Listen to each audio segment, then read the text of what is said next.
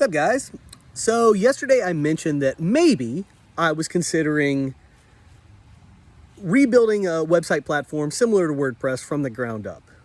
And I said I would never fork WordPress because what is needed is a total rewrite, a total system redesign with all of the right principles in place at every step along the way. This is not true of WordPress. It cannot be true of WordPress. If it were true of WordPress, then WordPress would be something else, and none of the existing plugins, themes, nothing that works with WordPress would work quite the same way under this new paradigm. So there is no bridge from WordPress to new thing.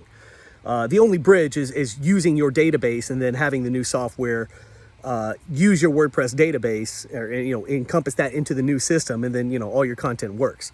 That is as far as we can go with continuity, compatibility, that kind of thing, under the type of system I'm proposing. Okay, and I was immediately met with some interest around this topic, but also people immediately bring up like, oh, well, I hope you use an open source license, and kind of saying things along those lines. Like basically the sentiment is that they want to keep this idea of an open source ethos. People really like this, but nobody seems to be acknowledging the truth of the last 20-year timeline we have just been through. And I struggle with this personally too. I'm with you guys. I have walked through this history just like many of you have.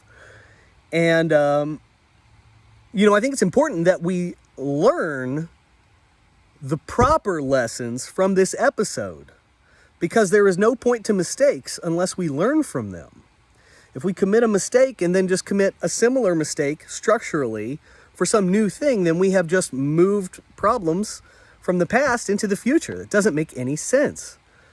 So when facing a situation like this, where we're going to see a generational change, it's very important to take the right steps, because any missteps can have, multi-decade ramifications. It's a big deal. And so this idea that, first of all, I want to say, I don't know what the licensing type structure of the next big thing should be. I do not know. But here's what I do know.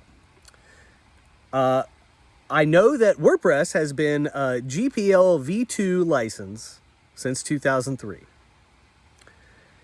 And we have seen, if you've been paying attention, the very clear and very real stresses that arise when trying to build commercial enterprise around this free thing that represents like the heart of the ecosystem. Matt Mullenweg's conduct looks so wild because he's trying to span two worlds that can't really be connected. He is now in a position where he has to manage profitability, but that is directly at odds with the open source ecosystem, right?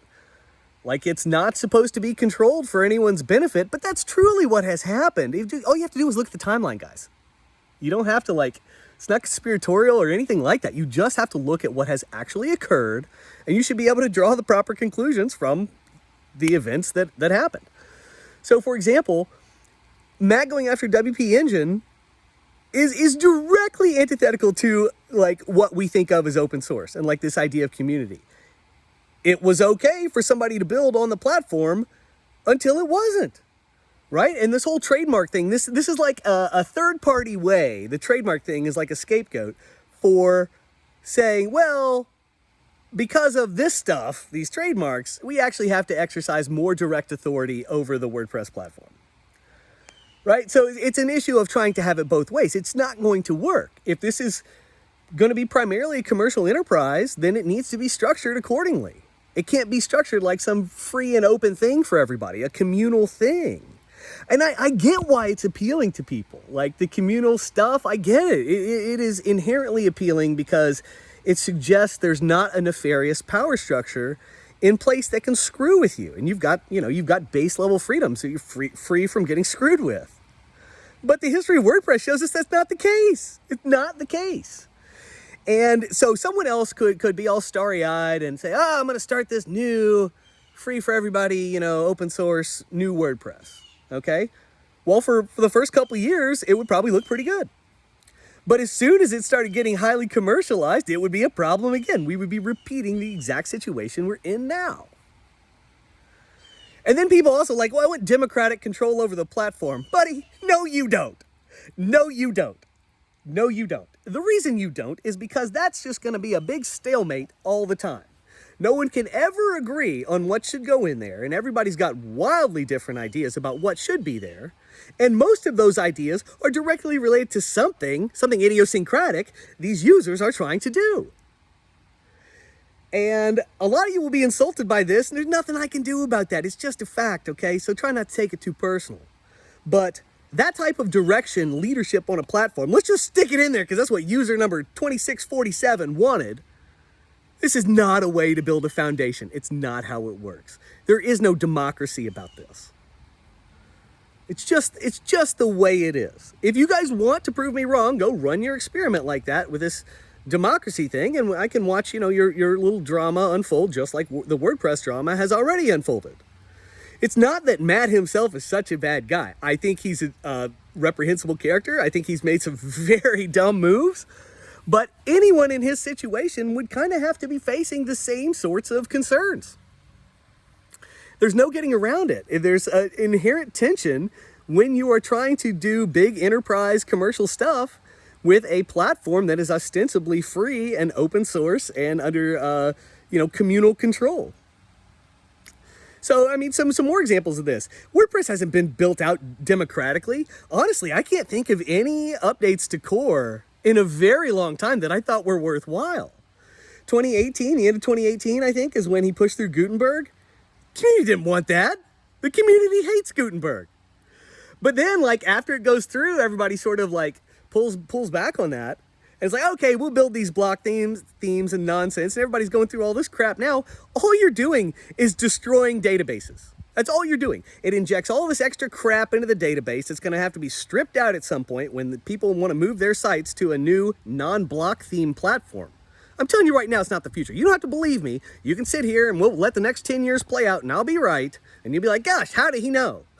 Because it's a failure in design from the beginning. It was shoehorned into the WordPress platform against everybody's wishes, strictly because this was the first and most important piece of the puzzle that Matt needed to put in there so that WordPress could have continued profitability, he could have continued profitability, and specifically, the Gutenberg project is the first step in getting this headless WordPress idea and in the actual code base sort of getting that pre-configured to do this in the future. That was step one. Step two is the headless WordPress thing. He's already put that in the documents to WP Engine. He's making trademark claims about this. He wants to be the sole purveyor of headless WordPress, which he thinks is going to be the next big thing. And that's that. And that's a commercial concern. That's a money-making concern, profit-driven concern that has directly affected the shape and the direction that WordPress has taken. And it's taken us to a place that nobody likes. That's why we're having this episode right now, guys. You got to understand it for what it is. So I don't know what the new licensing will be. If I even develop software to do this, I don't know what the licensing will be or should be. But I know that it cannot be what we just had. It cannot be what we just had. I'm inclined to think that some sort of nominal yearly contribution, like a membership fee of $2 to $5 or something, is good because that resets people's awareness every year when that charge hits. It gives them access to forums and usernames and stuff, so it's not going to get spammed. Maybe the price needs to be high enough to overcome that spam threshold, so it's not worth it to people to throw money at that and try to screw with the community. But, the skin in the game is important, and that keeps people aligned. But also, there's just so many misunderstandings about how this thing needs to be built or what is going to produce the best results. I think, if you surveyed everybody and put all their thoughts together into one big thing, I think that the output from that system would be wrong. It would not be the right answer for how this thing needs to be designed.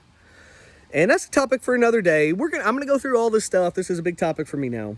But just want to set the table there and let you guys know, if you're thinking this is just gonna be a different flavor of open source, it's not gonna work. See you next time.